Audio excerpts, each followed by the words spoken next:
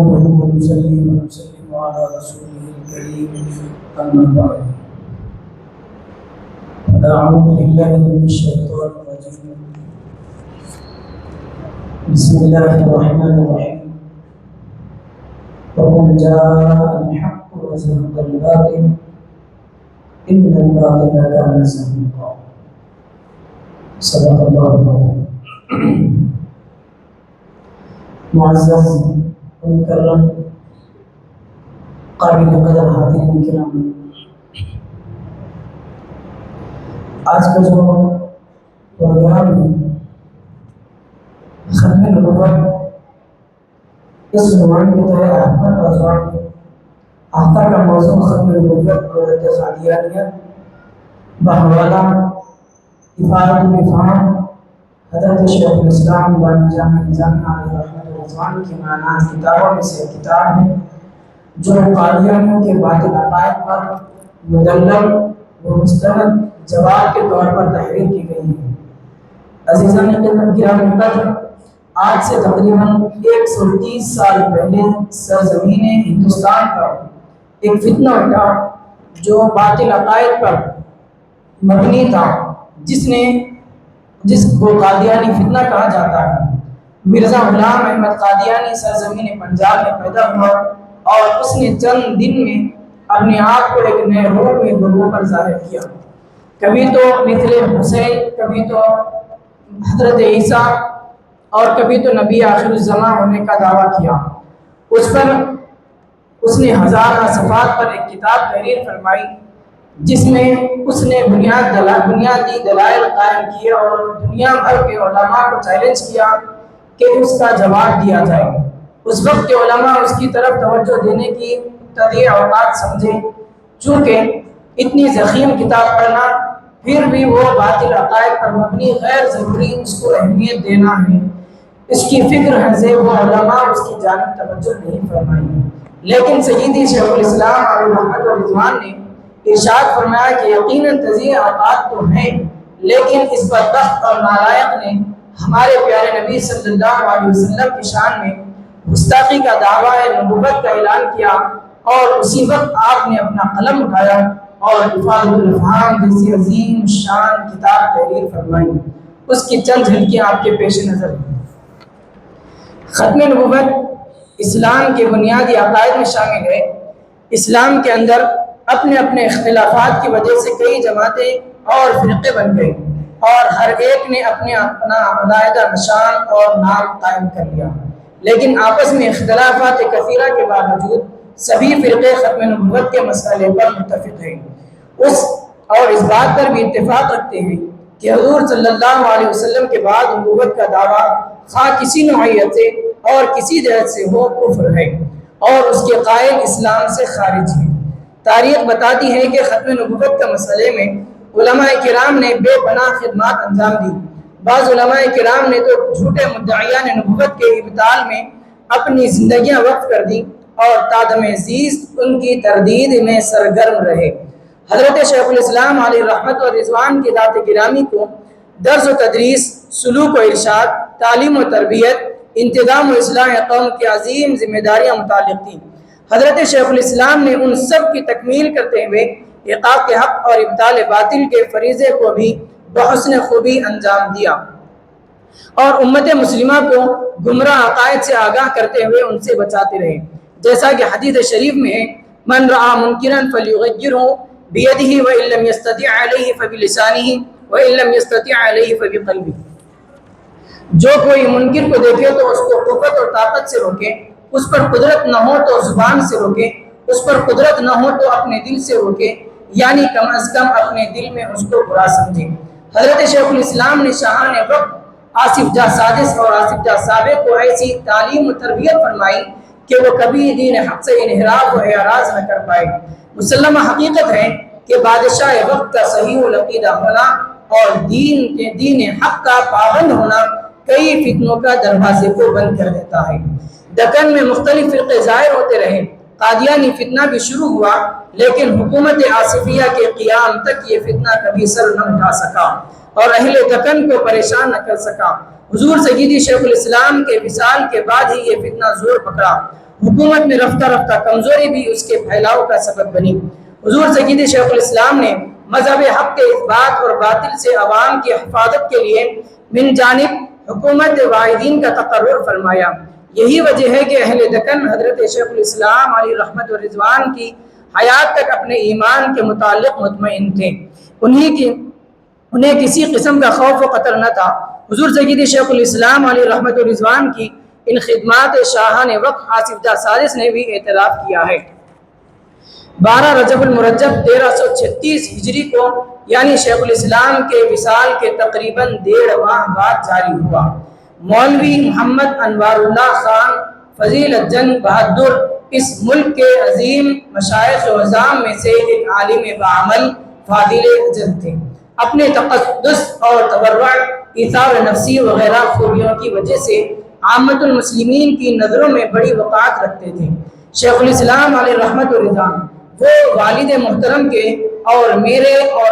دونوں بچوں کے استاد بھی تھے۔ بتدریج علوم دینیا کے لیے مدرسہ نظامیہ قائم کیا تھا، جہاں اکثر ممالک بعیدہ سے طالبان علوم دینیا آ کر فیوض معارف و عوارف سے متمتع ہوتے ہوئے رہے۔ مولوی صاحب کو میں نے اپنے تخت نشین کے بعد ناظم امور مذہبی اور صدر الصدور مقرر کیا تھا۔ مظفر جنگ کے انتقال ہونے پر معین المہم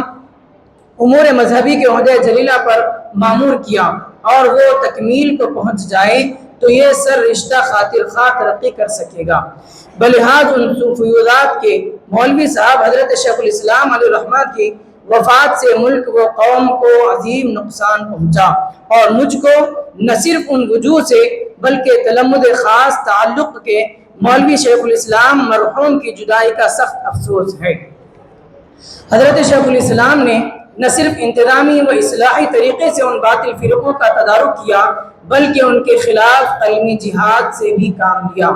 ہر ایک کی حقیقت بیان کی، ان کی خدمات کے ماخذات اور استدلالات بیان کیے، اس کے بعد ان کا رد کیا۔ فرقہ قادیانی کی تردید میں 2 کتابیں حفاظت الافہام اور انوار الحق تصنیف فرمائی، ان کے مجموعی صفحات تقریباً 1000 کے قریب ہیں۔ اس سے اندازہ کیا جا سکتا ہے کہ کس عرق ریزی سے شیخ الاسلام نے اس فتنے کا جواب دیا۔ حضرت شیخ الاسلام کا استدلال معقول ہوتا ہے، مخالفین پر بھی کبھی لعن طعن کی زبان اختیار نہیں فرماتے، بلکہ ارشاد خداوندی ہے ادفع باللتی ہی احسن پر عمل فرماتے ہیں۔ حضرت شیخ الاسلام نے اپنی تصنیفات میں مرزا غلام احمد قادیانی کے اقوال اور تحریرات کو نقل کیا، مختلف اوقات میں اس کے متضاد دعووں کو ظاہر کیا، اس بات کی طرف خاص توجہ فرمائی کہ مرزا ابتدا میں کن خیالات کا ذکر کرتے تھے، اور اپنی ابتدائی تصنیف میں مسلمانوں کو اپنی جانب مائل کرنے کے لیے کیسے کیسے طریقے اور حربے اختیار کیے، اور جب مسلمانوں میں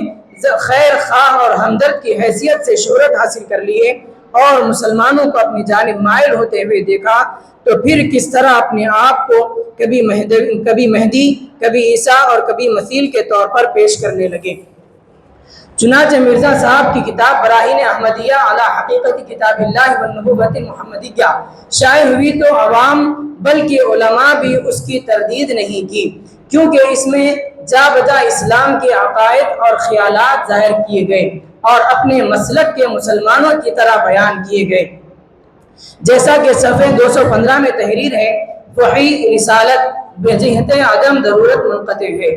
اور صفحہ 110 میں لکھتے ہیں کہ قرآن کا منحرف اور مبدل ہونا محال ہے، کیونکہ لاکھوں مسلمان ان کے حافظ ہیں، ہزارہا اس کی تفسیریں ہیں، 5 وقت اس کی آیتیں نمازوں میں پڑھی جاتی ہے۔ حضور پاک صلی اللہ علیہ وسلم کی مدح میں لکھتے ہیں پس ثابت ہوا کہ حضور پاک صلی اللہ علیہ وسلم حقیقت میں خاتم الرسول ہے۔ حفاظت الافہام جلد اول صفحہ 11۔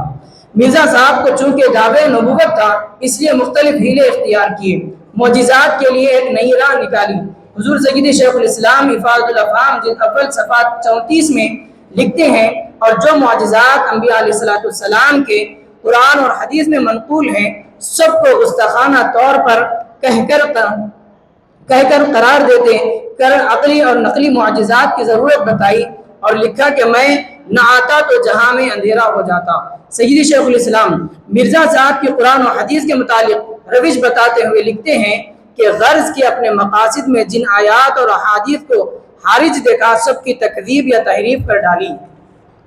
حضرت شیخ الاسلام نے ازالۃ الاوہام، براہین احمدیہ اور دیگر کتب کا ایک ایک قابل اعتراض نکتہ متعلقہ کتاب کے صفحے نمبر کے ساتھ دیتے ہوئے قرآن اور حدیث کے مستند حوالوں کے ساتھ ان دعووں کو غلط، گمراہ اور بے بنیاد ثابت فرمایا ہے۔ افادۃ الافہام کے دونوں حصوں میں جملہ 316 قرآنی آیات اور کوئی 151 احادیث شریفہ کی پوری عبارت حوالہ نقل کی گئی ہے۔ کتاب کے صفحے 376 پر مرزا صاحب کی تصنیفات میں موجود آیات قرآنیہ کو بھی شیخ الاسلام نے ایک جگہ جمع کر دیا ہے، جو دراصل حضور پاک صلی اللہ علیہ وسلم کے فضائل خاصہ میں نازل فرمائی گئی ہے، مگر مرزا صاحب نے ان کو الہام کے ذریعے خود اپنے اوپر چسپاں کر لیا ہے اور گروز کا طریقہ نکالا کہ بطور ذلی وہ سب فضیلتیں اللہ تعالیٰ نے انہیں دی ہے، جیسے انا اعطیناک الکوثر، انا فتحنا لک فتحا مبینا لیغفر لک اللہ ما تقدم من ذنبک وما تأخر، ایسی کئی ساری آیتیں ہیں۔ حضور شیخ الاسلام نے اس کو نقل فرمایا ہے۔ شیخ الاسلام نے قرآنی آیات اور احادیث نبویہ کے علاوہ مفسرین کرام، محدثین اعظام اور ربانی علماء اعلام و صوفیہ ذوی الاحترام کی کوئی 50 مستند و معتبر کتب کے حوالے معمتن نقل کرتے ہوئے اپنے دلائل کو مزید مستحکم اور مضبوط بنایا ہے، اور حوالہ ہر کتاب کے مصنف یا مؤلف کے اسماء گرامی بھی ساتھ ساتھ دے دیے ہیں۔ ان جملہ کتابوں کے صرف چند کتب کے نام لکھے ہیں: تفسیر کبیر، روح البیان، روح المعانی، معالم التنزیل، ابن جریر، بخاری، مسلم، ابو داود، ترمذی، دارمی، ابن ماجہ، قرطبی، بیہقی، نسائی، احمد، مستدرک، مسند امام احمد بن حنبل، سنن ابو عمر، در منثور، مواہب اللدنیہ اور دیگر وغیرہ کتابیں۔ اس سے اندازہ لگایا جا سکتا ہے کہ حضور سید شیخ الاسلام علیہ رحمت و رضوان کا مطالعہ کس قدر وسیع اور وقیع تھا، اور ایک جید حافظ قرآن اور ایک متبحر عالم حدیث کی حیثیت سے برموقع درکار قرآن مجید اور متعلقہ احادیث شریفہ سے آپ کو کس قدر ازبر اور آپ کے حافظے میں کتنا محتاطر ہوا کرتے تھے، جن کی روشنی میں آپ نے نقلی و علمی دلائل کے ذریعے مرزا صاحب کے ہر دعوے کو باطل اور جھوٹا ثابت کر دکھایا۔ حضرت شیخ الاسلام علیہ رحمت و رضوان نے فتنہ قادیانیت کے خلاف اپنی تصنیفات کے ذریعے جو علمی جہاد کیا، اس سے دکن میں اس فتنے کا زور ٹوٹ گیا، لیکن اس کا مرکز مستغرق قادیان چونکہ شمالی ہند میں واقع تھا، اس لیے پنجاب اور شمالی ہند کے دیگر علاقوں میں یہ فتنہ بڑی تیزی سے پھیلنے لگا۔ بے دریغ دولت کے ذریعے جا بجا اس نے نئے گمراہ مذہب کی تشہیر، پھر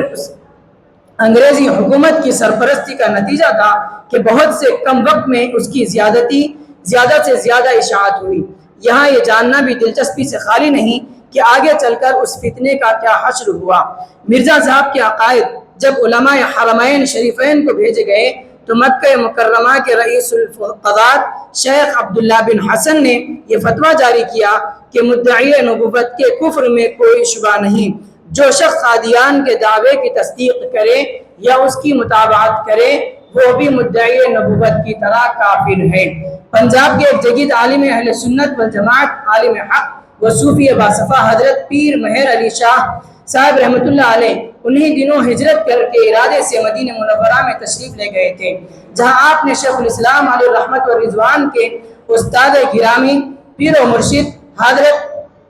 پیر طریقت امہادی امداد اللہ مہاجر رحمۃ اللہ علیہ سے ملاقات ہوئی تو حضرت مہاجر مکی رحمۃ اللہ علیہ نے فرمایا کہ آپ واپس اپنے وطن تشریف لے جائیں، وہاں آپ کو اسلام کے دفاع میں ایک بہت بڑے فتنے کا مقابلہ کرنا ہے۔ جہاں پیر مہر علی شاہ رحمۃ اللہ علیہ ہجرت کے ارادے اور ملتوی کر کے وطن واپس ہوئے، جہاں مرزا غلام احمد قادیانی اپنے جھوٹے دعوے نبوت کے ساتھ منظر عام پر آ چکا تھا، پیر حضرت مہر علی شاہ قبلہ رحمۃ اللہ علیہ مرزا صاحب کو مباہلے کا چیلنج بھی دیا اور اس کے خلاف کتابیں شمس الہدایہ لکھی، جس کا جواب مرزا صاحب 3 سال بعد شمس بازغہ کے نام سے دیا، جس کے جواب میں پیر مہر علی شاہ قبلہ رحمۃ اللہ علیہ نے سیف چشتیہ کے نام سے کتاب لکھی، مگر اس کا جواب مرزا غلام احمد قادیانی دے سکا، نہ اس کے کوئی خلیفہ دے سکا۔ بقول امام مولانا مفتی رکن الدین رحمۃ اللہ علیہ، جب ہندوستان میں مرزا غلام احمد قادیانی نے تدریجاً دعوی نبوت کی طرف قدم بڑھایا تو مسلمانوں نے مخالفت شروع کی، مباحثے ہوئے، مضامین لکھے گئے۔ حیدرآباد میں غالباً حضرت شیخ الاسلام رحمۃ اللہ علیہ پہلے شخص ہیں جنہوں نے مذہب قادیانی کی رد میں قلم اٹھایا اور افادۃ الافہام کے 2 حصے اور انوار الحق جیسی کتاب لکھ کر شائع فرما دی، لیکن اس میں کسی کا جواب بھی مرزا صاحب یا اس کے اتباع میں کسی سے نہیں ہو سکا۔ غرض کے ان حصوں کے دیکھنے سے مذہب قادیانی کی اصل تصویر دکھائی دیتی ہے۔ رد قادیانیت کرنے والے ان کتب کی